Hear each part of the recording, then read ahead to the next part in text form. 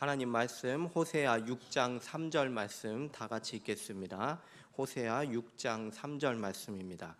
구약 성경 1261면입니다.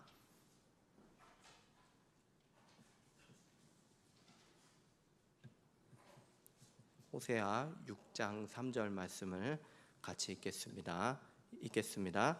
그러므로 우리가 여호와를 알자, 힘써 여호와를 알자. 그의 나타나심은 새벽빛같이 어김없나니 비와 같이 땅을 적시는 늦은 비와 같이 우리에게 임하시리라 하니라. 아멘. 이 시간 이동훈 담임 목사님께서 제4강 하나님의 존재와 속성에 대해서 말씀 전해 주시겠습니다. 할렐루야. 네, 오늘 또 힘차게 한번 시작해 보겠습니다. 어느 고등부 여학생이 이런 말을 하는 거예요. 자기는 하나님 아버지라는 말이 너무 힘들대요. 싫대. 그래서 왜 그런가 했더니 그 학생의 아버지라는 자가 하여간 안 좋은 건 다 골고루 갖춘, 어떻게 보면 좀 약간 세상 말로 쓰레기 같은 인간이었어요. 이 학생이 태어나서 지금까지 맨날 술에 쩔어 살고 생활비 한 푼 갖다 준 적도 없고 맨날 엄마랑 애들 패고 밖에서 사고나 치고 다니는 아주 망나니 같은 인간이었던 거예요. 그래서 아버지라면 아주 이를 갈았죠. 빨리 성년이 되면 이놈의 이 지긋지긋한 집구석, 이 지옥 같은 집구석 빨리 나와야지. 그러다가 친구 따라서 이 교회라는 곳에 와서 이제 다 좋은 사람이 있는 것 같고 또 마음에 좀 안식을 누리고 좀 위로를 받을까 했는데 와봤더니 여기저기서 아버지 하나님 아버지 막 그러고 있네. 성경을 보면서 이게 하나님에 대해서, 예수님에 대해서 알면 알수록 참 좋은 분이라는 것을 알겠는데 이 아버지 부분에서 탁 걸리는 거예요. 하나님 아버지 하면 자꾸만 자기 친아버지가 떠오르는 거죠. 이것을 극복하고 그 아버지를 용서하는 데까지는 참 오랜 시간이 걸렸습니다. 또 어느 권사님을 신방을 했는데 자기는 일평생 하나님이 너무나 무섭고 지금도 그렇다는 거예요. 그래서 조금만 잘못하면 하나님이 자기는 물론이고 자식들까지 치시지 않을까라는 그런 두려움 속에서 신앙생활을 해왔대요.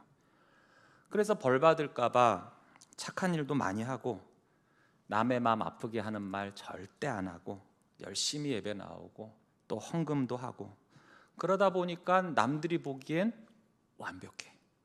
예배를 비롯해서 봉사, 교우들 간의 관계, 모든 게 참 바르고 허물이 없어 보였어요. 그러나 정작 본인은 기뻐서 한 게 아니라 항상 두려움에 절어서 착하게 살려고 예배 나오고 봉사하고 그랬던 거예요. 평생.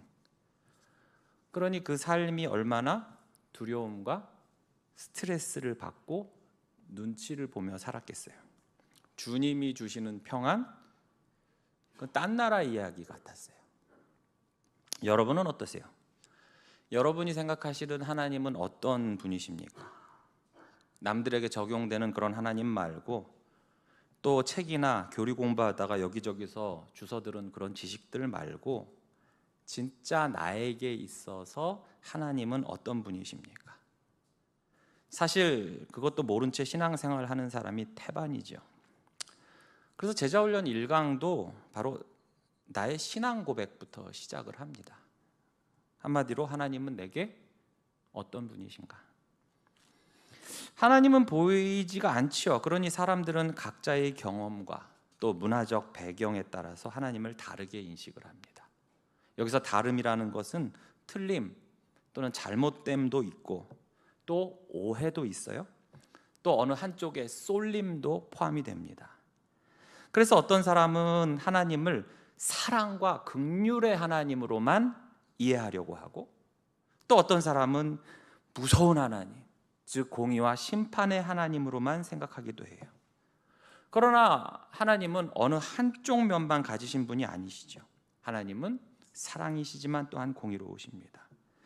그러므로 우리는 하나님을 단편적으로 이해하는 것이 아니라 바로 우리가 성경이 자증을 한다고 했죠. 하나님이 계시하신 이 성경 말씀을 통해서 하나님이 보여주시는 만큼 하나님을 알아가야 됩니다. 자, 세상에서는 하나님, 신에 대한 개념을 어떻게 정의할까요? 여러 가지가 있어요. 우선 무신론이 있습니다. 그게 뭐예요? 네, 하나님은 없다는 거예요. 또 불가지론이라고 있어요. 뭘까요? 모른다는 거예요. 하나님이 존재하는지 알 수 없다. 그게 불가지론이에요. 다신론이 있습니다. 이건 뭘까요? 그리스나 로마 신화, 가나안 민족들처럼 세상에는 많은 종류의 신, 하나님이 있다고 믿는 거예요. 범신론이 있습니다. 이게 모두 범자예요. 즉 뭐냐 하면 이 세계의 모든 만물이 다 신이라는 거예요. 저 나무도 신이고 저 풀도 신이고 다 신이라는 거예요. 자연신론이라고 있습니다. 어떤 신이 있긴 한데 그 신이 이 세상을 창조한 후에 그냥 내버려 두고 자연 법칙에 맡겨놓고 절대 관여를 안 한다. 이게 자연신론이에요.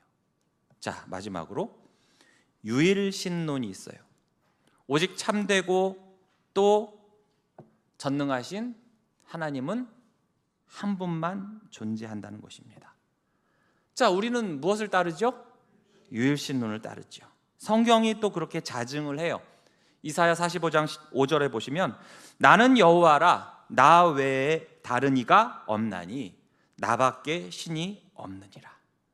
그러니까 이 유일하신 하나님이 자신을 나타내시고 드러내시면서 자신이 누구신지를 우리에게 알리셨고, 이것을 아는 것이 바로 피조물인 우리 인간들의 의무예요. 우리에게 이성을 주시고 지혜를 주신 이유도 하나님을 알라고 그렇게 하신 거예요. 다른 피조물들에게는 이성이라든지 지혜를 주시지 않았잖아요. 그렇죠? 그들에게는 하나님을 아는 지식이 없다고 책망하지 않으세요. 책임을 묻지 않으십니다. 그러나 우리 인간들은 하나님의 형상대로 지으셨고 이성을 주셨고 자유의지를 주셨어요. 하나님을 알라고. 그것이 바로 우리의 창조 목적이요 의무요 책임인데, 이것을 외면하고 방임을 한다면 그건 죄지요. 하나님을 알지 못하면 덩달아 나 자신에 대해서도 깨닫지를 못합니다. 그래서 하나님을 아는 지식은 매우 중요해요. 칼빈은 이렇게 말했습니다. 우리가 하나님을 알게 되면 우리의 진정한 모습을 깨닫게 된다. 제임스 패커는 이렇게 말했습니다. 오늘날 교회가 이처럼 약한 이유는 하나님에 관하여 무지하기 때문이다. 즉 하나님의 방법들과 하나님과 교제를 누리는 실제들을 모두 모르고 있다라고 해요. 하나님을 알 때 우리의 정체성과 삶의 목적을 바르게 깨달을 수 있다는 것입니다. 그래서 가번에 보시면 하나님을 아는 지식이 중요한 이유, 바로 하나님을 아는 것이 우리 인생의 목적이기 때문에 그래요. 다 함께 요한복음 17장 3절 읽어볼까요? 시작. 영생은 곧 유일하신 참 하나님과 그가 보내신 자 예수 그리스도를 아는 것이니이다. 아멘. 자, 예레미야 9장 23절 24절을 보겠습니다. 여호와께서 이와 같이 말씀하시되 지혜로운 자는 그의 지혜를 자랑하지 말라. 용사는 그의 용맹을 자랑하지 말라. 부자는 그의 부함을 자랑하지 말라. 자랑하는 자는 이것으로 자랑할지니 곧 명철하여 나를 아는 것과 나 여호와는 사랑과 정의와 공의를 땅에 행하는 자인 줄 깨닫는 것이라. 나는 이 일을 기뻐하노라. 여호와의 말씀이니라. 여기서도 뭐라고 하셨습니까? 사랑과 정의, 공의 둘 다 행하는 자인 줄을 깨닫는 것이니라. 그러니까 우리가 창조된 목적은 하나님을 알고 영원토록 그를 즐거워하는 거예요. 하나님을 아는 것이 세상의 부와 명예보다 더 가치 있다는 것을 강조하고 있습니다. 그러하니까 이 부와 명예, 권력만을 최고로 여기는 세상 불신자들과 충돌을 할 수밖에 없지요. 이처럼 인간은 하나님을 아는 것으로 인해 우리 인간 자신의 존재의 의미를 발견할 수 있고 또 그분을 알게 될 때 우리의 삶의 방향이 분명해지는 것입니다. 그러니 하나님을 아는 것은 단순한 지식이 아니라 바로 우리 인생의 핵심 목적이 되는 거예요. 또한 우리의 신앙생활은 하나님을 아는 것에 비례하게 됩니다. 호세아 4장 6절을 보시면 내 백성이 뭐가 없어서 망해요? 지식이 없음으로 망하는 듯다. 그러니까 하나님을 모르기 때문에 신앙은 약해지다 보니까 무너지고 결국 영적으로 타락하게 되는 거예요. 이어서 6장 6절을 볼까요? 나는 인애를 원하고 제사를 원하지 아니하며 번제보다 하나님을 아는 것을 원한다고 하셨어요. 형식적인 종교 행위보다도 하나님과의 관계가 더 중요하다는 거예요. 우리의 신앙의 모습과 내용 그리고 그 안에서의 내 삶과 내면 상태 등은 전적으로 나 자신이 하나님을 어떤 분으로 알고 있느냐 하는 문제와 직접적으로 관련이 돼요. 하나님을 그저 내 필요를 채우는 분으로만 알면은 어떻게 될까요? 아무렇게나 살다가 어떤 어려운 일, 필요한 게 있을 때만 어떻게 합니까? 반짝 나가서 기도하는 사람이 돼요. 저도 학교 다닐 때 보면요, 이놈이 도대체 고등학교 때나 중학교 때 친구들 보면 이놈이 도대체 교회를 다니는 놈인지 예수를 믿는 놈인지 구분이 안 가. 근데 어느 날 딱 제가 예수 믿는 사람이구나. 언제 알아요? 시험 보는 날. 시험지를 받으면서 그렇게 간절히 기도를 해요. 주여, 제가 시험지를 바라볼 때 답들이 서서 일어나게 하여 주시옵소서. 평소에는 안 그래. 그러니까 하나님은 내가 기도하면 그 꼴꼴난 답이나 알려주는 그런 분. 하나님을 그저 사랑의 하나님으로만 알면 어떻게 될까요? 죄에 대해서 둔감해지죠. 아유, 이것도 뭐 알아서 용서해 주겠지 뭐. 하나님을 심판의 하나님으로만 알면 어떻게 돼요?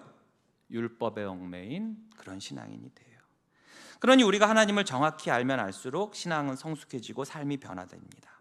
하나님을 알지 못한 채 신앙생활을 하면 껍데기뿐인, 그렇죠? 종교인이 되고 또 다른 종교들, 무속신앙과 잡탕이 될 수도 있어요. 3번 보실까요? 이스라엘 역사와 교회사는 하나님을 아는 지식의 중요성을 강조하고 있습니다. 성경을 보면 어때요? 이스라엘 백성들이 하나님을 제대로 알고 바로 믿을 때 어떻게 합니까? 번영을 이루었죠. 하나님을 떠날 때는 타락하고 멸망했어요.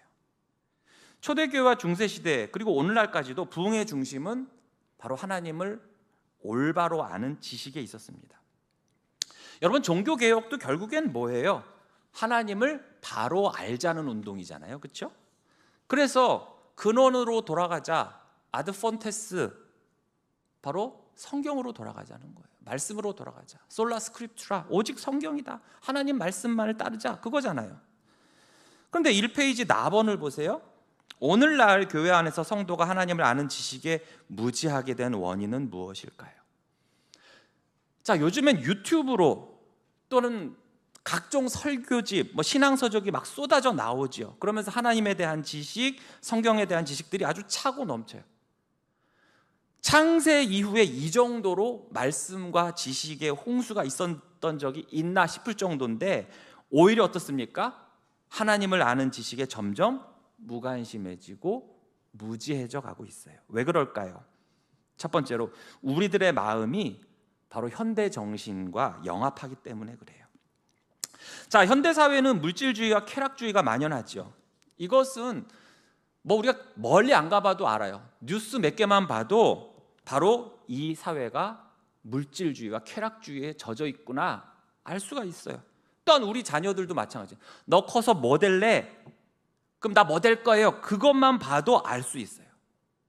이처럼 세상의 가치관이 교회 안에 스며들어서 하나님보다 세상을 더 사랑하고 중요하게 여기고 만드는데 이것을 뭐라고 합니까? 세속주의라고 하죠. 그렇죠?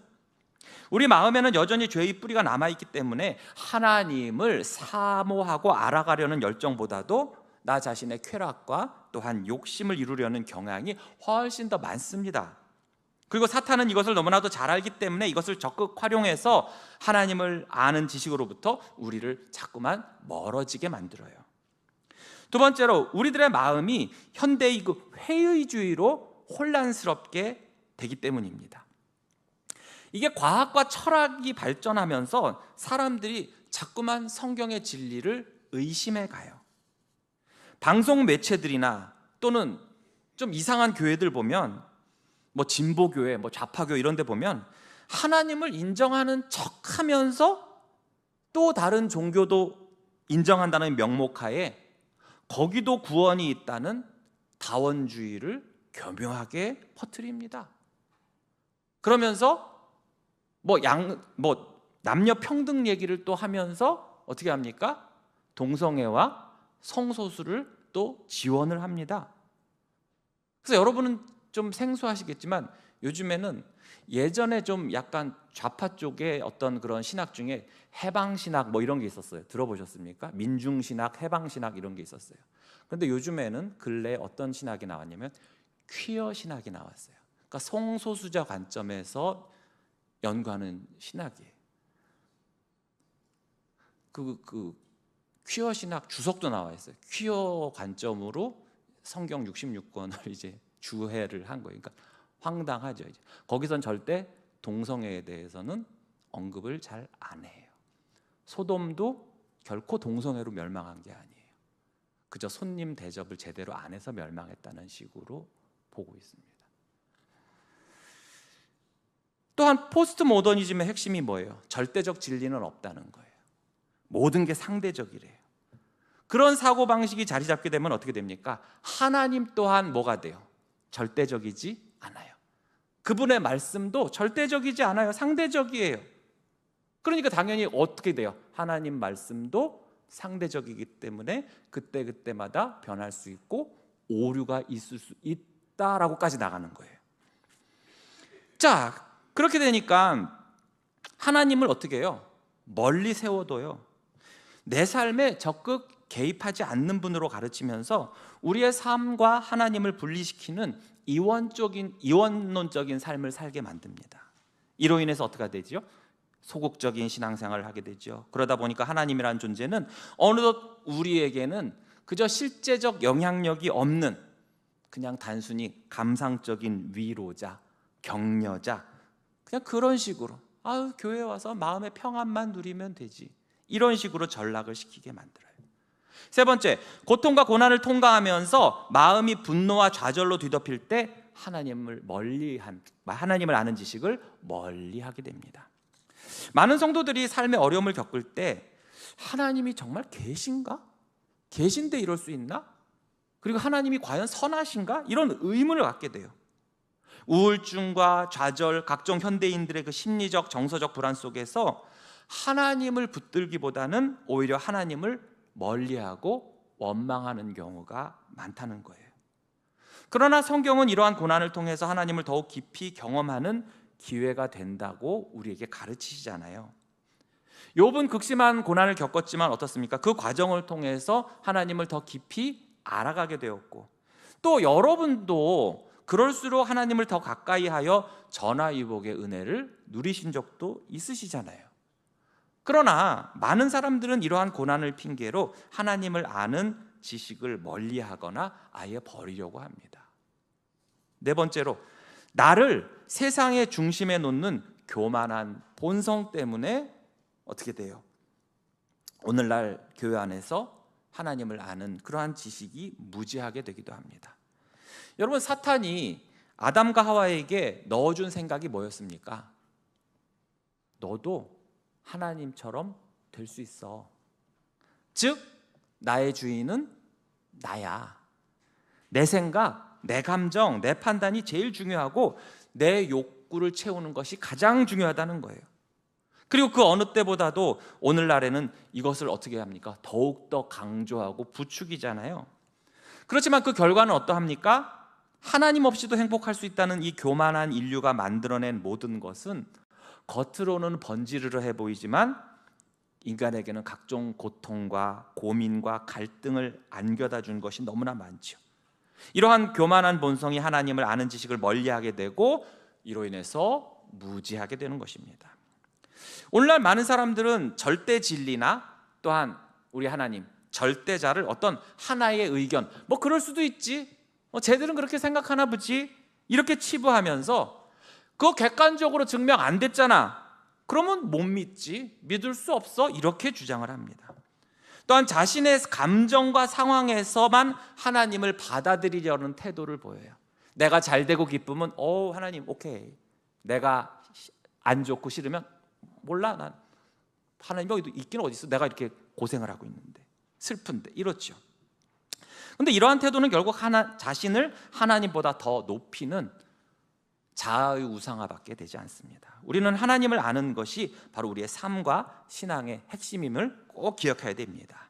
자, 하나님을 아는 것이 꼭 인생의 목적이고, 우리 신앙의 성장은 하나님을 아는 것과 비례를 해요. 교만은 멸망의 선봉이고, 겸손히 하나님을 알고자 할 때, 그때 우리는 참된 신앙의 길로 나아갈 수 있습니다. 자, 1페이지 2번 볼까요? 맨 밑에 하나님을 아는 지식의 출발점과 한계 및 전제 보시면, 가번에 하나님을 아는 지식의 가장 중요한 출발점은 어딜까요? 바로 뭘까요?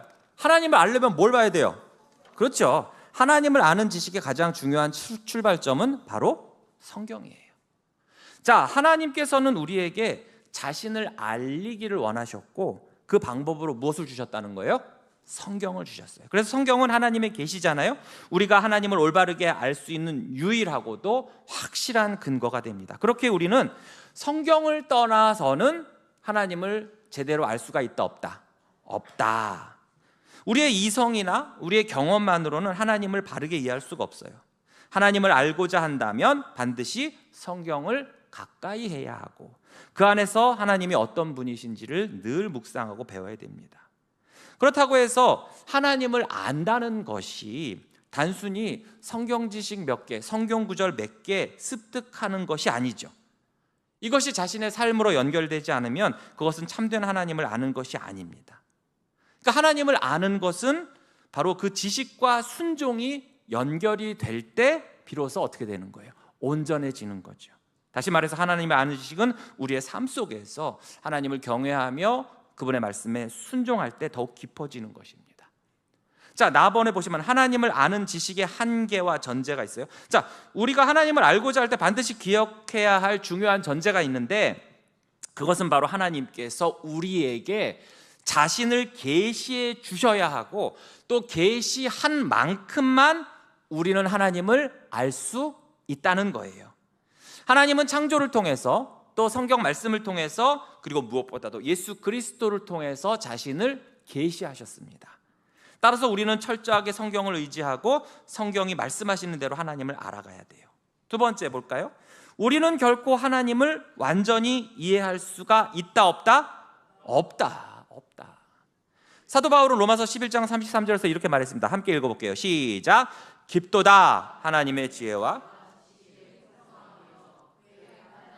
헤아리지 못할 것이며 그의 길은 찾지 못할 것이로다. 여러분, 이 말씀의 의미가 뭐예요? 하나님을 아는 지식이 우리의 이성과 능력으로는 온전히 측량할 수 없을 정도로 깊고 크다는 거예요. 그러니까 우리가 아무리 하나님을 연구한다고 해도, 묵상한다고 해도 하나님을 다 안다는 것, 모든 것을 다 이해할 수 있다는 것, 어불성설이죠. 그렇지 않습니까? 어거스틴이 이렇게 말했어요. 당신이 이해할 수 있다면 그분은 이미 하나님이 아니라는 거예요.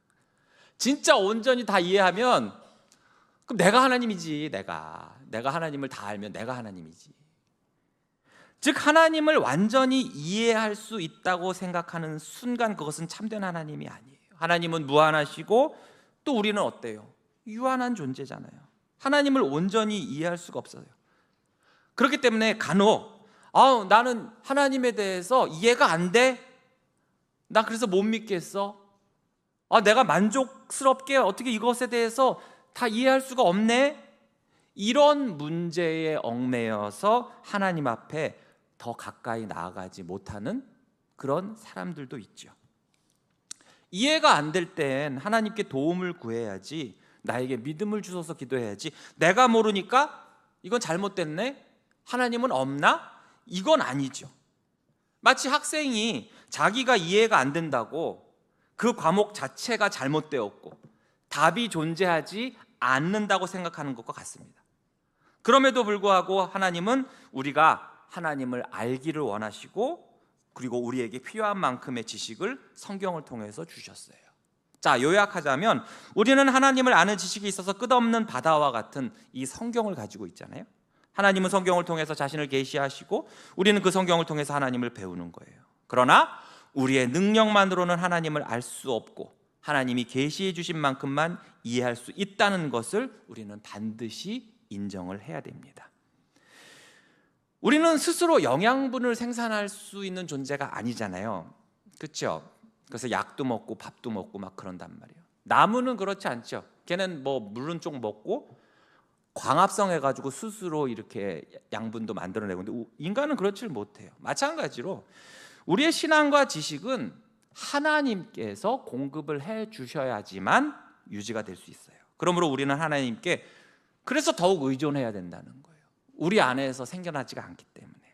그래서 성경을 통해서 하나님의 말씀을 배우고 순종하는 삶을 살아야 돼요. 자, 이 페이지 하단에 3번 하나님은 어떤 분이신가? 자, 하나님은 어떤 분이신가? 먼저 가번에 하나님은 실제로 존재하시는 분, 실존하시는 하나님이라는 거예요. 여러분, 성경을 보면요, 하나님의 존재를 증명을 하지 않습니다. 여러분, 증명은 어디에서나 쓰는 거예요? 과학에서 쓰는 거예요. 실험을 통해서 어떤 논리를 통해서 증명하는 것, 그건 과학에서의 일이에요. 그래서 성경은 과학책이 아니에요. 그래서 성경은 처음부터 이미 하나님이 존재하고 살아계신다고 선언을 해요. 그러니까 하나님은 선포하고 선언을 하시고 하나님 스스로가 나타내시는 거지, 내가 이러이러하니까 난 하나님이야, 내가 이러이러하니까 존재하고 있지롱 하고 증명을 하지 않아요. 그래서 창세기 1장 1절에 보시면 어떻게 돼 있어요? 태초에 하나님이 천지를 창조하시니라. 딴 게 없어. 그냥 선포를 해요. 태초에 하나님이, 이 말 안에 뭐가 있어요? 하나님이 이미 계시다라는 것을 확정을 짓고 말하는 거잖아요. 그렇죠? 히브리서 11장 6절에 보시면 하나님께 나아가는 자는 반드시 그가 계신 것과 라고 돼 있죠. 그러니까 성경은 하나님이 실제로 존재하고 계시다라는 것을 당연한 사실로 여깁니다. 여러분, 인간은요, 본성적으로 하나님이 계심을 알아요, 몰라요? 알아요, 알아. 평생 야 하나님이 어디 있냐, 하나님은 보이냐, 하나님 보이게 내 주먹을 믿어라, 이런 사람들도 깊은 병에 들거나 죽을 때가 되면 자기도 모르게 어떻게 해요? 하나님을 찾아요. 왜냐하면 모든 사람들에게는 절대적인 존재가 살아계시다는 내적 인식이 마치 씨앗처럼 심겨져 있기 때문에 그래요. 그렇다면 우리는 하나님이 실제로 존재하고 계시다는 것을 어떻게 알 수가 있는가? 이것은 일종의 뭐예요? 연역적이죠. 하나님은 존재하고 계시다라는 그런 대전제하에서 나머지 세부 사항을 이제 알아보는, 거꾸로 되는 것 귀납적이지만 지금 연역적으로 보는 거예요. 자, 먼저 첫 번째, 그분이 창조하신 자연을 보면 우리는 하나님이 실존하신다는 것을 알 수가 있다는 거예요. 로마서 1장 19절에서 20절 볼까요? 이는 하나님을 알만한 것이 그들 속에 보임이라. 하나님께서 이를 그들에게 보이셨느니라. 창세로부터 그의 보이지 아니하는 것들 곧 그의 영원하신 능력과 신성이 그가 만드신 만물에 분명히 보여 알려졌나니 그러므로 그들이 핑계하지 못할지니라.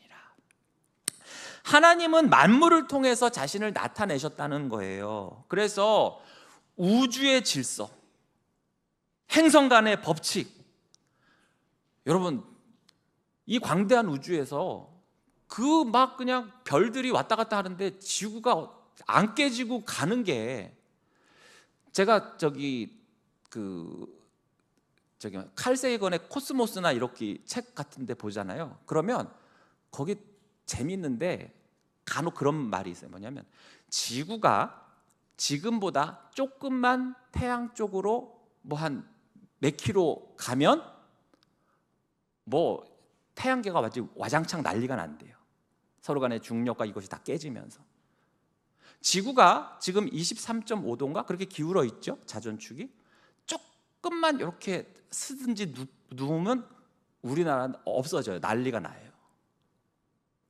근데 이렇게 살아있단 말이에요. 인간의 몸의 신비. 여러분 몸을 볼 때 신비하지 않아요? 네. 어머, 주름이 또 생겼네. 뭐 이러고 욕하고 그러는 게 아니고, 야, 이게 어떻게 내가 약을 먹었는데 이게 이렇게 가가지고 발가락 끝이 아픈데 내가 입에서 약을 먹었는데 이게 끝이 안 아프지? 어떻게 내가 살을 조금 뱉는데 이게 어떻게 아물어가지고 붙지? 너무 신기하지 않아요? 우리의 그 핏줄을 갖다가 다 모으면 지구를 몇 바퀴를 돈대요. 신경이랑.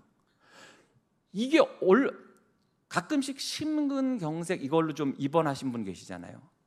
그 핏줄 하나가 여러분 머리카락보다도 가늡니다. 근데 그게 막히면 잠깐 죽어요. 머리카락보다 가는 혈관인데. 근데 여러분들 보세요. 지금 이렇게 살아있다는 것은 그 모든 관들이 어떻게 해요? 안 막히고 원활하게 피가 순환하고 있다는 거예요.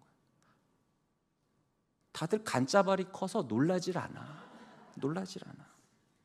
자연의 조화를 보세요. 여기서 우리는 하나님의 그 손길을 느낄 수 있다는 거예요.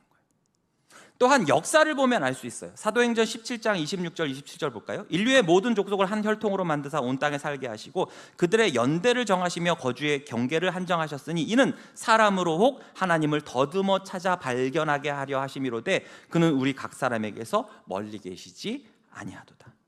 그러니까 하나님께서 인류의 역사를 주관하고 계신다고 말씀하시잖아요. 그래서 우리가 역사를 돌이켜보면 야, 정말 하나님께서 강력하게 개입하신 것이구나, 그것을 알 수 있어요. 3번, 우리의 삶 속에서도 하나님을 경험할 수 있죠. 많은 사람들이 삶 속에서 하나님이 나에게 어떻게 역사하셨는지를 여러분 간증을 통해서 들어보셨잖아요. 비록 그것이 때로는 뭐 성경 인물들처럼 아주 극적이고 드라마틱하게 나타나는 경험이 아닐지라도 우리들도, 여러분도 기도하셨을 때 그 응답을 받는 와중에 그 어려움 속에서 나를 도우시는 하나님의 손길을 느낄 수가 있잖아요. 아, 그래서 하나님 살아계시구나, 하나님 살아계시구나. 간혹 보면은 지한테 유리할 때만 어머, 하나님이 살아계셔. 자기한테 불리하면 어머, 하나님 어디 계세요? 이러는데 아니에요. 하나님은 언제나 살아계시는 말이야. 자, 4번 보면 성경을 통해서 하나님을 알 수 있습니다. 누가복음 10장 22절에 보시면 내 아버지께서 모든 것을 내게 주셨으니 아버지 외에는 아들이 누구인지 아는 자가 없고 아들과 또 아들의 소원대로 계시를 받는 자 외에는 아버지가 누구인지 아는 자가 없나이다 하시고, 아들의 소원대로 계시를 받는 자, 그게 누구예요? 1차적으로는 그 계시를 받은 성경 저자들이고 또 그 저자들이 기록한 하나님의 계시를 읽는 저와 여러분이 또한 아들의 소원대로 계시를 받은 자이죠. 이런 사람들 외에는 아버지가 누군지 아는 자가 없다는 거예요. 그러니까 성경을 봄으로써 하나님 아버지를 알 수 있다는 거죠.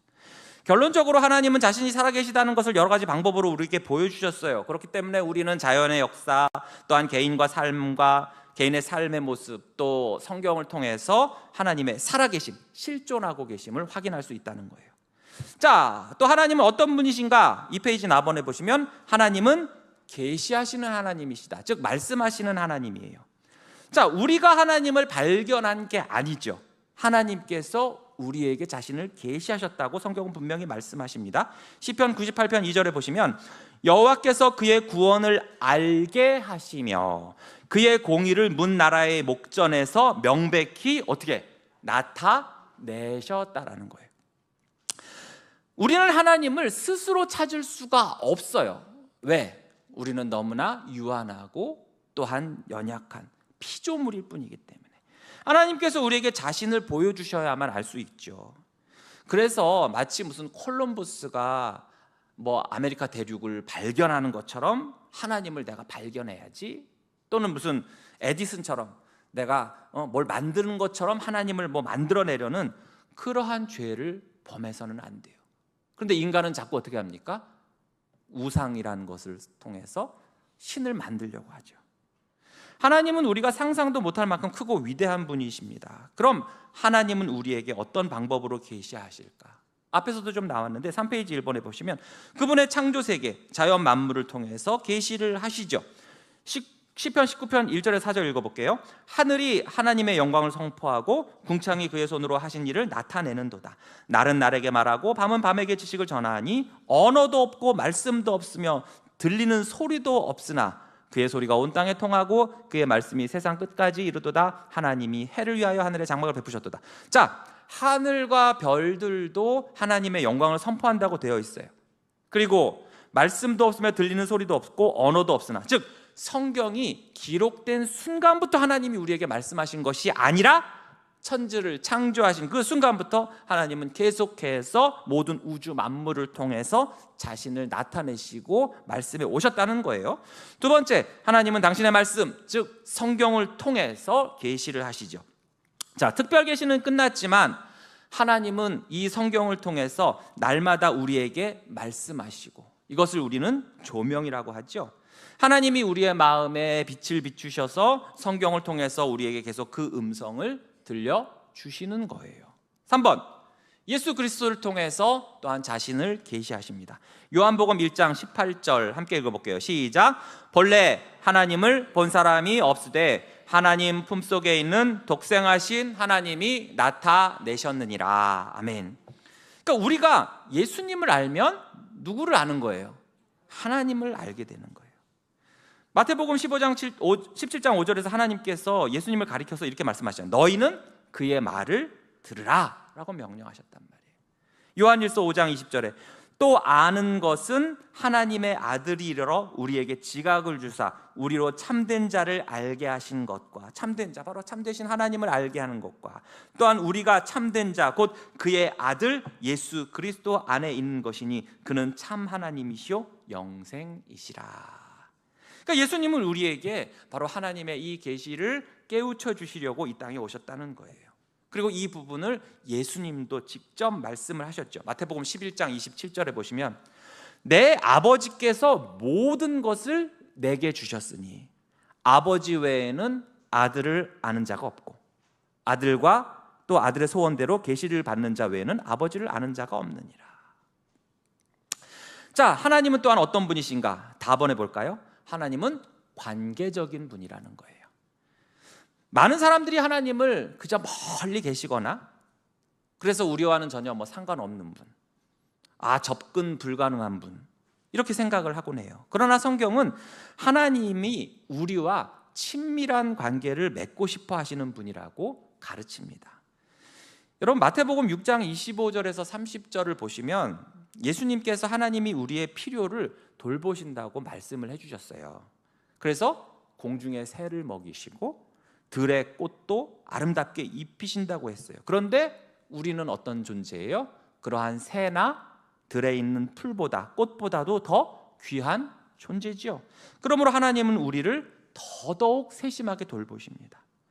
그것이 영적인 부분만이 아니라 우리의 삶의 아주 사소한 문제 하나하나까지 관계하고 계시다는 거예요. 그러니까 우리 하나님 앞에는 우리의 모든 문제를 어떻게 해요? 내려놓고 그분께 가지고 나가야 돼요. 자녀 문제, 부부 갈등, 직장 문제, 건강 문제, 하나님은 모르겠지 뭐. 하나님은 신학적인 부분은 아시겠지만 자녀 문제는 전문 분야가 아닐 거야. 그러니까 이런 건 기도를 안 해.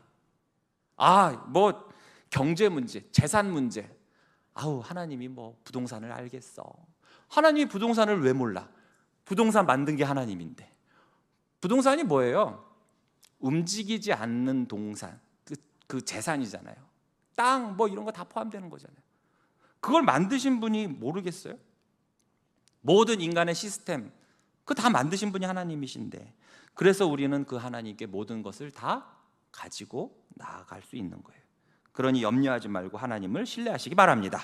자, 3페이지 하단에 4번 보시면 하나님의 이름이 나오죠. 자, 성경에는 하나님의 이름을 다양하게 언급합니다. 그리고 이 이름들은 하나님의 속성, 즉 그분의 성품을 나타내요. 자, 성경에 나온 하나님을 가리키는 이름들 뭐가 있을까요? 여러분 딱 떠오르시는 거. 여호와, 또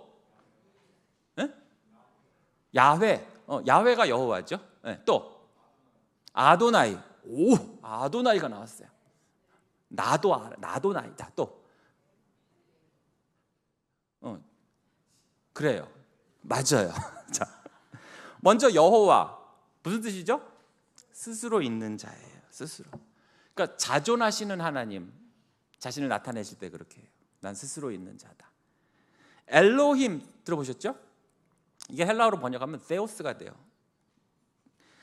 초월하신 하나님, 창조주 하나님을 또 섭리하시고 다스리시는 하나님을 나타낼 때 엘로힘이라는 말을 쓰곤 합니다.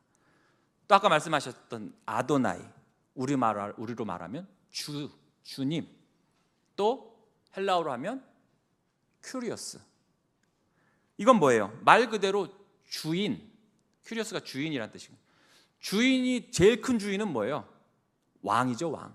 그래서 왕 대신 통치하시는 하나님을 호칭할 때 주 또는 아도나이 큐리오스라고 하고요. 만군의 하나님 여호와 들어보셨죠? 만군의 여호와 하나님 야훼 체바옅. 만군이 뭐예요? 이때 군자가 뭐예요? 군대 할 때 군자예요. 그렇죠? 그래서 이것은 전쟁의 상황에서나 또는 영적 전쟁 상황에서 하나님을 호칭할 때 만군의 여호와 하나님이라고 해요. 그런데 이러한 여러 이름 중에서 최고는 뭐냐? 뭘까요? 네, 실력이 없으면 눈치라도 있어야지. 여기 나오거든. 뭐라고요? 아버지, 아빠, 아버지, 아빠, 아버지. 하나님과 그의 백성, 자녀된 백성 간의 친근한 관계를 나타내는 이름이에요. 그런데 이것이 하나님이 우리를 창조하셔서 그분을 아빠, 아버지라고 부른다기보다는 예수 그리스도로 말미암아 우리가 하나님의 뭐가 됐어요? 자녀. 더 정확히 말하면 양자가 되었잖아요. 그렇죠? 즉 구속 관계로 인해서 아빠, 아버지라고 부를 수 있다는 것이 더 정확한 표현인 거예요.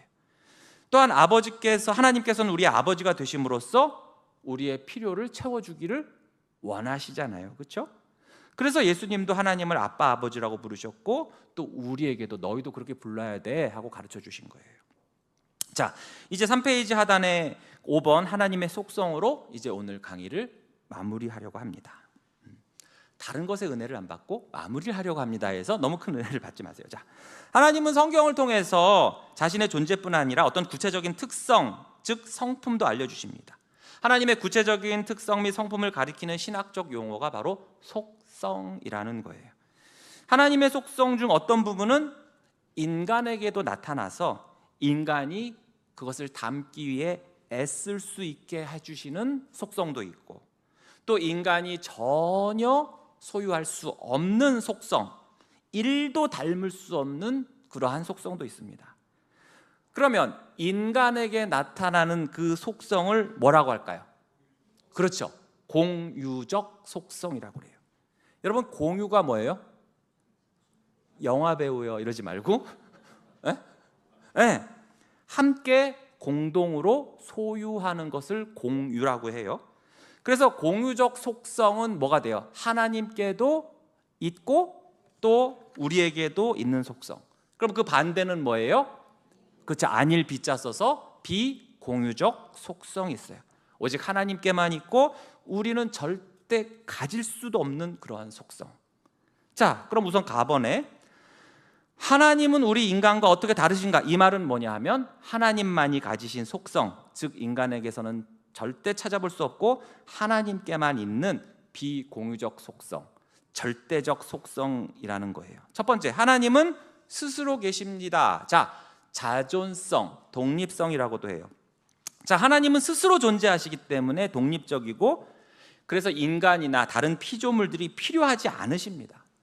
하나님은 외롭거나 심심해서 또는 다른 존재와의 교제가 필요하기 때문에 우리를 창조하신 것이 아니에요. 하나님은 늘 완벽하시고 완전하게 행복하시고 실존에 있어서 충만하신 분이십니다.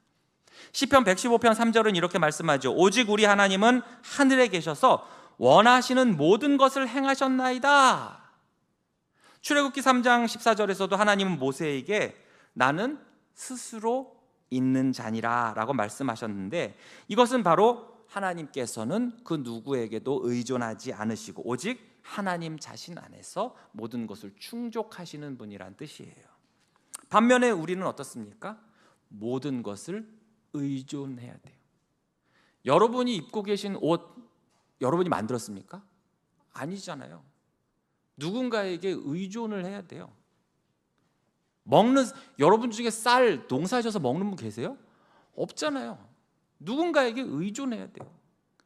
그런데 우리 하나님은 그런 분이 아니시다라는 거예요. 그러니까 우린 더더욱 이런 내 주제를 알기 때문에 어떻게 해야 돼요? 하나님을 의존할 수밖에 없다는 거예요. 우리의 생명, 호흡, 모든 것이 다 누구에게 달려있는 거예요? 하나님께 달려있는 거예요. 하나님이 내 호흡을 주장하신다고? 그거 궁금하신 분은 집에 가셔서 30초만 코와 입을 막아보시기 바랍니다. 그러면 느끼실 거예요. 두 번째, 하나님은 변하지 않으신다. 불변성이에요. 하나님은 그의 존재, 완전성, 목적, 그리고 약속, 그것에 대해서 불변하세요. 그렇지만 하나님은 인격적인 분이시기 때문에 우리와의 관계에서는 각 상황에 따라서 하나님이 원하시는 대로 행동하실 수는 있어요. 이것은 변하는 게 아니에요. 이 또한 하나님이 원하시는 대로 하는 거기 때문에 이건 변한 게 아니에요. 야고보서 1장 17절 보시면 온갖 좋은 은사와 온전한 선물이 다 위로부터 빛들의 아버지께로부터 내려오나니 그는 변함도 없으시고 회전하는 그림자도 없으시다고 했어요. 회전하는 그림자가 뭐예요? 네. 우린 뭐 질문하면은 대답은 안 해요. 해시계 보셨어요? 해시계 보시면 막대의 그림자가 있죠. 이렇게. 그럼 해가 중천에 떠 있으면 그림자 길이가 어때요? 짧지요. 근데 이게 해가 뜨거나 질 때는 어떻게 해요? 그 그림자가 길어지고 또 점점 짧아지기도 하면 그러면서 그게 돌지요. 아침 저녁으로 변해요. 막대는 안 변하는데 그림자는 아침 저녁으로 변해요. 근데 우리 하나님은 그렇게 변하시는 분이 아니라는 거예요. 그런데 반면에 우리 인간은 어때요? 아침 저녁으로 12번이 뭐야? 12번에 12제곱만큼 막 변덕이 죽을 듯해요. 마음도 변하고 생각도 변하고. 그렇지만 하나님은 변하시지 않는단 말이에요. 하나님은 사랑도 변하지 않으시고 하나님의 계획과 약속도 변하지 않습니다. 그렇기 때문에 우리에게 오는 유익은 뭐냐? 우리가 전적으로 하나님을 신뢰할 수가 있다는 거예요. 하나님이 아침에 한 말씀 다르고 저녁에 한 말씀 다르면 어떨까요? 믿을 수가 없는 거예요. 믿을 수가. 하나님은 한결같으시기에 어떠한 상황에서도 우리를 붙들어 주시는 분이십니다. 자, 하나님은 완전하십니다. 완전성이에요. 하나님이 자신 안에 모든 생명과 영광과 선과 행복을 충만하게 가지고 계시기 때문에 우리 하나님은 부족하거나 또는 필요하신 것이 없어요. 시편 18편 30절은 이렇게 말씀합니다. 하나님의 도는 완전하고 여호와의 말씀은 순수하니 그는 자기에게 피하는 모든 자의 방패시로다. 하나님은 모든 것을 충만하게 가지신 분이시고 어떤 결핍도 없으십니다. 이에 반면에 우리는 어떻습니까? 항상 무언가가 부족한 존재이고 연약함 투성이죠. 그러니까 우리는 어떻게 해야 돼요? 그 완전하신 하나님을 의지할 수밖에 없는 거예요. 네 번째, 하나님은 영원하십니다. 바로 하나님의 영원성이에요. 하나님께는 시작과 끝, 혹은 순간의 연속이 없으십니다. 하나님은 과거, 현재, 미래의 모든 시간을 동시에 생생하게 보시는 분이에요. 또한 시간 안에서 모든 사건과 행동을 관찰하시는 분이십니다. 시편 90편 22절은 이렇게 선포합니다. 산이 생기기 전, 땅과 세계도 주께서 조성하시기 전, 곧 영원부터 영원까지 주는 하나님이시니이다. 그러니까 저는 솔직히 이것을 이 구절을 읽으면 감은 안 와요. 여러분 1000년이라는 시간 감이 오십니까? 그렇죠? 여러분 이렇게 지구 지질학이나 이런 거 보면 6,500만 년 전 무슨 백악기 시대에 뭐가 와요? 안 와요. 그냥 그런가 보다 하지. 우주가 146억 년이 되고 지구가 1억만 있었으면 좋겠네. 근데 몇십억, 몇백억 시간 후에 그런 개념이 상상도 못하는데 영원이라는 개념을 어떻게 우리가 알 수 있습니까? 그렇기 때문에 우리는 믿음으로 갈 수밖에 없는 거예요. 아, 하나님은 영원부터 영원까지 계시구나. 내가 그것을 모르지만 성경이 말씀하시는구나. 아, 우리는 시간에 매여서 살아가지만 하나님은 이처럼 그러한 제약이 없으신 분이시구나 라는 것을 알아야 되는 거예요. 다섯 번째로, 하나님은 모든 것을 아시죠. 이게 뭐예요? 전지성이에요. 하나님은 시간적, 공간적으로 제약을 받지 않으시고 아주 단순하고도 또 영원한 행동 안에서 모든 피조물에 대한 실제적이고 가능한 일들과 자신에 관해서 온전히 다 아신다는 거예요.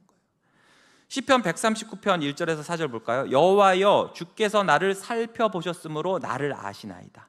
주께서 내가 앉고 일어섬을 아시고 멀리서도 나의 생각을 밝히 아시오며 나의 모든 길과 내가 눕는 것을 살펴보셨으므로 나의 모든 행위를 익히 아시오니 여호와여, 내 혀의 말을 알지 못하시는 것이 하나도 없으시니이다. 하나님은 우리의 마음을 아시고 우리가 어디에 있든지 우리를 아십니다. 심지어 우리가 입을 열기도 전에 우리가 무슨 말을 할지까지도 다 아신다는 거예요. 이것이 또한 우리에게 어떤 유익을 줍니까? 우리가 막 기도를 했어요. 하나님이 이렇게 해주세요, 이렇게 해주세요. 근데 하나님이 응답 안 해주시는 거예요. 하나님 왜 응답 안 해주셨으니까 얘기 안 했잖아. 너 요것만 얘기했잖아. 요건 얘기 안 했잖아.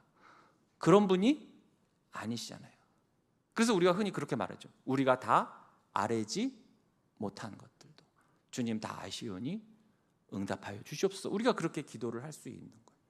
그러니까 하나님이 전지하지 않으시면 우리가 얼마나 불안하겠어요. 그렇죠? 어머, 이거 말 안 했는데 어떡하지? 다시 교회로 가가지고 이것도 놓고 기도해야겠다. 어머, 요즘 자꾸 깜빡깜빡하는데 또 이거 얘기 안 했네? 항상 그러죠. 근데 우리 하나님은 전지하신 하나님. 6번, 전지와 뭐는 같이 돌아가요? 전능. 하나님은 모든 것에 능력이 있으십니다. 하나님은 자신의 거룩하신 뜻과 모든 계획을 다 이루실 수가 있어요. 예레미야 32장 17절 이렇게 말하죠. 슬프도소이다 주 여호와여, 주께서 큰 능력과 펴신 팔로 천지를 지으셨사오니 주에게는 할 수 없는 일이 없으시니이다. 하나님께는 불가능이 없다는 거예요. 하나님께서 원하시면 무엇이든지 다 이루실 수 있습니다. 그렇게 우리가 기도할 때도 그러한 하나님의 능력을 믿고 간구해야 되는 거죠. 이것이 안 되면 어떻게 됩니까? 기도를 못하죠. 하나님이 이거 가능하실까? 하나님이 우리의 진앙 문제는 모르시겠지? 기도 안 하고. 그럼 이미 거기서 우리 하나님은 전능하신 하나님이 안 되는 거예요. 우리의 한계를 뛰어넘으시는 전능하신 하나님을 의지하며 나가야 됩니다. 7번, 하나님은 어디에나 계시며 함께 하십니다. 자, 어디에나 계시다. 이것을 우리가 편재성이라고 하는데, 이게 조심할 게, 이게 목사들 중에도 이거 한자 잘못 써가지고 크게 오해하는 경우가 있어요. 편재가 뭐예요? 편재. 두루 퍼져 있다는 거예요. 두루 편자에다가 있을 제자예요. 그러니까 저 위에 있는 한자를 써요. 그런데 만약 밑에 있는 한자를 쓰잖아요. 그러면 저거는 치우칠 편자가 돼요. 그래서 한쪽에 치우쳐 있다. 간혹 저 밑에 있는 한자를 쓰게 되면 우리 하나님은 어떻게 되는 하나님이에요? 어느 한쪽에 치우쳐 있는 하나님이 되는 거예요. 그래서 사랑만의 하나님, 심판하시는, 이런 식이 편재예요. 한쪽에 치우쳐 있는 거. 그런데 여기서 말하는 편재성에서 하나님의 편재는 뭐예요? 아까 위에 있던 두루두루 모든 곳에 계시는 하나님, 그게 편재성이에요. 그래서 이 편재성이란 것은 하나님은 공간적인 제약을 받지 않으시고 모든 공간에 자신을 전 존재로서 현존하시고 또 초월하는 방식으로 모든 공간에 충만하시고 동시에 모든 것을 통일하시면서 다스리신다는 뜻이고, 내재성은 또 뭐냐? 안내자에다 있을 제자예요. 그러니까 모든 피조물 안에 거하신다는 뜻이에요. 그러니까 저의 마음에도, 여러분의 마음에도, 여러분의 가정에도 계시다는 거죠. 자, 시편 139편 7절에서 10절 볼까요? 내가 주의 영을 떠나 어디로 가며 주의 앞에서 어디로 피하리까? 왜 못 피해요? 편재하시니까, 모든 곳에 계시니까 내가 피할 수가 없는 거예요. 내가 하늘에 올라갈지라도 거기 계시며 수월에 내 자리를 펼지라도 거기 계시니이다. 내가 새벽 날개를 치며 바다 끝에 가서 거주할지라도 거기서도 주의 손이 나를 인도하시며 주의 오른손이 나를 붙드시리이다. 그러니까 하나님께서는 어디에나 계시고 우리가 어디로 가든지 하나님께서 함께 하신다고 선언을 하고 있는 거예요. 그런데 선지자인데도 요나 어떻게 했습니까? 그때는 하나님의 편재성을 깜빡한 거예요. 그래서 어떻게 했어요? 다시스로 가면 없겠지. 그래서 다시스 배를 타요. 가판에 있으면 혹시 보일까 봐 어떻게 해요? 제일 미칸으로 가요. 근데 요나만 욕하는 게 아니에요. 우리도 마찬가지예요. 교회를 떠나 있으면 하나님이 날 못 보시겠지. 내가 집 안에 안방에 있으면 하나님은 내가 안 보이시겠지. 그것은 하나님의 편재성을 부인한 거죠. 자, 이제 성경은 우리가 하나님을 닮아야 하는 바로 하나님의 속성이 있다고 하는데 그것을 뭐라고 한다? 공유적 속성이라고 한다. 첫 번째, 하나님은 거룩하십니다. 거룩하다는 것은 뭐예요? 구별되었다는 거죠. 하나님은 죄가 없으시고 모든 악한 것과 분리되신 분이에요. 하나님은 죄와 타협하실 수도 없고 죄와 가까이 하실 수도 없고 죄를 참아 보실 수도 없는 분이십니다. 그렇기에 우리도 어떻게 해요? 하나님의 자녀로서, 구원받은 자로서 거룩하게 죄를 멀리하고 하나님이 원하시고 기뻐하시는 뜻대로 살아야 한다는 거예요. 자, 두 번째, 하나님은 의로우십니다. 의로움이 뭐예요? 간단하게 말하면 올바른 거죠. 여러 가지 의미가 있지만 다양하지만 우선 올바르게 행동하는 거예요. 하나님은 올바른 모든 것의 표준이 되시고 그리고 그에 따라 행동하십니다. 그래서 하나님은 언제나 공평하시고요. 또 하나님이 하시는 일은 다 옳습니다. 옳아서 하나님이 아니시고 하나님이시기에 하시는 모든 일은 옳으신 거예요. 그래서 우리도 하나님의 그 의로우심을 따라서 정직하고 또 바르고 옳게 살아야 돼요. 세 번째, 하나님은 진실하십니다. 하나님은 진리의 하나님이시죠. 그분은 거짓말을 하지 않으시고 그의 모든 지식과 말씀과 행위가 항상 동일하십니다. 그래서 우리는 그 하나님을 뭐라고 불러요? 신실하신 하나님. 그래서 우리는 하나님을 절대적으로 믿을 수가 있는 거예요. 그래서 우리도 어떻게 돼요? 그런 하나님처럼 그래, 나도 진실하게 살아야지, 거짓 없이 진실되게 말해야지, 행동해야지. 이 또한 뭐예요? 하나님의 성품을 따라가는, 공유적 속성을 따라가는 거예요. 네 번째, 하나님은 선하십니다. 하나님의 모든 행동은 선의 기준이에요. 표준이에요. 우리는 하나님의 선하심을 믿고 의지해야 됩니다. 우리도 하나님처럼 선한 그런 속성을 내가 가져야 되는데, 그래서 주변 사람들에게도 친절을 베풀고 선한 말, 아름다운 행동을 하며 살아야 되죠. 다섯 번째, 하나님은 사랑이십니다. 하나님은 우리를 조건 없이 사랑하시죠. 하나님은 자신을 사람들에게 영원히 주십니다. 믿으십니까? 영원히 주신다는 거예요. 우리가 부족해도 실수해도 여전히 그의 사랑을 끊지 않으십니다. 그리고 이 사랑의 정점이 무엇이었습니까? 예수 그리스도의 십자가에서 우리는 하나님의 공의와 사랑을 분명히 볼 수가 있었습니다. 자기 아들을까지 주시니까 다른 더 좋은 것을 주시지 않겠습니까? 그렇죠? 그러니까 우리도 이 하나님처럼 다른 사람을 사랑해야 돼요. 6번, 하나님은 긍휼하시고 자비로우십니다. 자, 긍휼 또 자비라는 것은 상대방이 받을 자격이 없음에도 불쌍히 여기고 도와주는 것을 말해요. 하나님은 죄의 결과로 마땅히 영원한 형벌과 고통, 비탄을 겪어야 하는 우리에게 아무 공로 없이 선함과 사랑을 베푸시는 분이시죠. 하나님은 우리에게 자비를 베푸시며 또한 우리의 죄를 용서해 주셨습니다. 우리도 마찬가지로 다른 사람을 용서하고 어려운 이웃을 돕는 삶을 살아야 되는 거예요. 7번, 하나님은 은혜로우십니다. 자, 은혜란 받을 자격이 없는데도 하나님이 베푸시는 그러한 사랑과 선물을 말하죠. 그러니까 하나님은 무가치하고 자격 없는 자들에게 아무 공로 없이 선을 베풀어 주시는 분이십니다. 우리가 구원을 받은 것도 하나님의 은혜 때문이죠. 마찬가지로 우리도 그러한 은혜를 흘려보내는 사람이 되어야 돼요. 여덟 번째, 하나님은 오래 참으십니다. 하나님은 우리의 실수와 잘못에도 쉽게 화를 내지 않으시고 오래 참으신다고 했어요. 인간의 계속적인 불순종에도 불구하고 오래 참으십니다. 그러니까 우리도 어떻게 해야 돼요?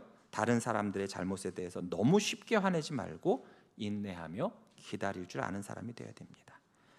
자, 사랑하는 성도 여러분, 하나님은 성경을 통해서 자신이 어떤 분이신지를 우리에게 가르쳐 주셨고 우리와 친밀한 관계를 맺기를 원하십니다. 그리고 예수 그리스도를 통해서 하나님과 친밀하게 교제하라고 우리를 부르셨어요. 그래서 사도 바울은 이렇게 말했습니다. 고린도전서 1장 9절에 너희를 불러 그의 아들 예수 그리스도 우리 주와 더불어 교제하게 하시는 하나님은 미쁘시도다. 미쁘시도다. 우리 같은 피조물이 더럽고 추한 죄인이 감히 하나님을 닮을 수 있다는 것이 얼마나 놀랍고 감사한 일입니까? 그렇지 않습니까? 그러니 우리의 하나님을 그 성품을 조금이라도 하루하루 조금씩이라도 닮아가기에 힘쓰시는 모든 성도님들 되시기를 주님의 이름으로 축복합니다. 기도하겠습니다. 하나님 아버지 은혜와 사랑을 감사드립니다. 오늘 말씀을 통해서 우리 하나님께서 어떤 분이신지, 또 얼마나 나를 사랑하시고 또 나에게 그 은혜를 베푸시고 모든 것을 영원토록 주시는 분이신지를 하나님 아버지 다시금 또한 알게 하시니 감사드립니다. 하나님 아버지, 이러한 지식들이 그저 머리에서만 머무는 것이 아니라 이것이 우리의 가슴으로 심장으로 내려오게 하시고 또한 이것이 우리의 손과 발로 행동으로 삶의 순종으로 나타나게 하여 주시옵소서. 이 모든 말씀 우리 예수 그리스도의 이름으로 기도하옵나이다. 아멘.